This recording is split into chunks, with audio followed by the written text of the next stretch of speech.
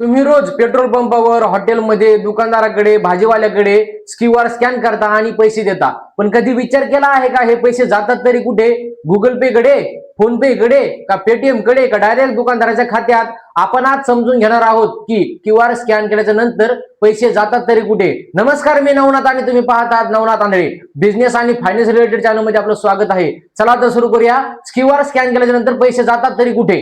आता आपण समजून घेऊया क्यूआर म्हणजे काय. काय आहे क्यूआर? क्यूआर हा ऍड्रेस आहे. क्यूआर हा पैसा नाही. म्हणजे क्यूआरला त्या दुकानदाराचा युपीआय आयडी जोडलेला असतो, त्या दुकानदाराचं नाव जोडलेलं असतं, त्या दुकानदाराचं बँक खातं डायरेक्ट जोडलेलं असतं, त्या दुकानदाराचे पैसे म्हणजे आपण आधी क्यूआर स्कॅन केला की झुकून ऑटोमॅटिक पैसे येतात. पैसे त्या क्यूआरला आधीच ठरलेले असतात. म्हणजे क्यूआर हा फक्त ऍड्रेस आहे, पैसा नाही. तुम्ही क्यूआर स्कॅन केल्याच्या नंतर काय प्रोसेस होते?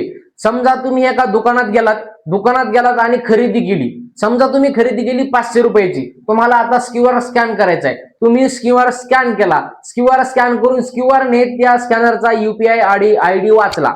म्हणजे तुम्ही फोन असा धरला स्कॅनर समोर आणि त्या फोनने तुमचा युपीआय आयडी वाचला. युपीआय आयडी वाचल्याच्या नंतर त्या युपीआय आयडीचा सगळा डेटा तुमच्या समोर येतो. म्हणजे कोणता व्यक्ती आहे, त्याचं दुकानदाराचं नाव काय आहे, त्या शॉपचं नाव काय आहे तुमच्या समोर येतो. आणि तुम्ही 500 रुपये खरेदी केलेली असल्यामुळे त्यावर तुम्ही 500 रुपये रक्कम टाकता आणि रक्कम टाकून तुम्ही पिन मंजूर केला की तुमचा सगळा व्यवहार मंजूर होतो. तुमची रक्कम ऑटोमॅटिक त्या युपीआय आयडीच्या खात्यात ऑटोमॅटिक जाऊन बसतील. त्या खात्याला जे बँक अकाउंट लिंक आहे त्या बँक अकाउंट मध्ये जातं.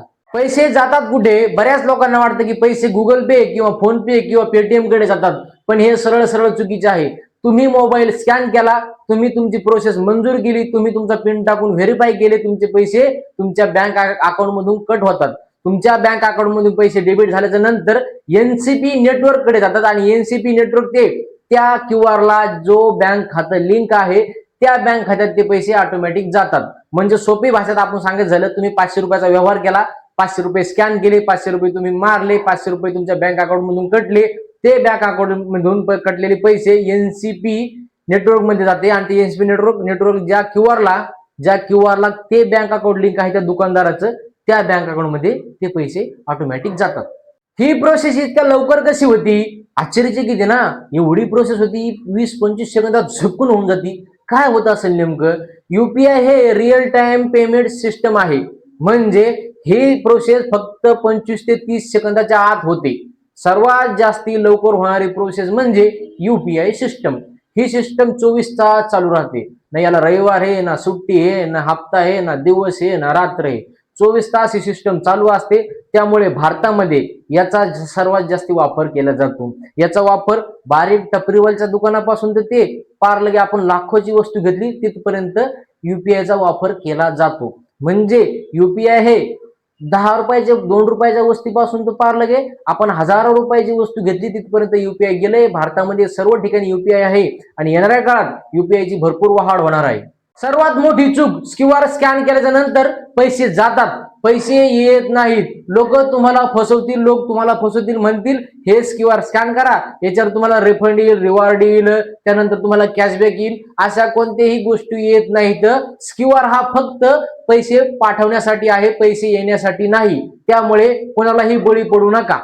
एक उदाहरण पाहू. तुम्ही हॉटेलमध्ये गेले, जेवण केलं आणि त्याचं बिल झालं 250 रुपये. तुम्ही 250 रुपयाचं क्यूआर स्कॅन केला, 250 रुपये तुम्ही टाकले, 250 रुपये टाकून तुम्ही पिन टाकून ते व्यवहार पूर्ण केला. काय झालं? तुमच्या खात्यातले पैसे कटले. त्या स्कॅनरला जे खातं जोडलेलं आहे त्या खात्यात जाऊन पैसे पडले. गुगल पेने फक्त सक्सेसफुल दाखवलं, ते पैसे गुगल पे कडे नसतात.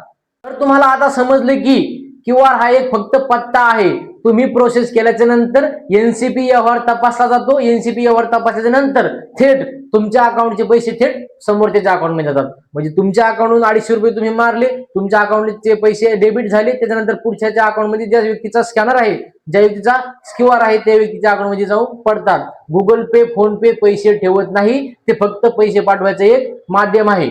मित्रांनो, आजचा हा व्हिडिओ कसा वाटला कमेंट करून नक्की सांगा. आणि क्यूआर स्कॅन प्रोसेस तुम्हाला माहित होती का? जर माहित नव्हती आणि माहित झाली तर ही प्रोसेस तुम्हाला कशी वाटली कमेंट करून नक्की सांगा. आणि व्हिडिओ जर आवडला असेल तर लाईक करा, शेअर करा, सबस्क्राईब करा. धन्यवाद. भेटूयात पुढच्या व्हिडिओमध्ये. तोपर्यंत पाहत राहा नवनाथ आंधळे.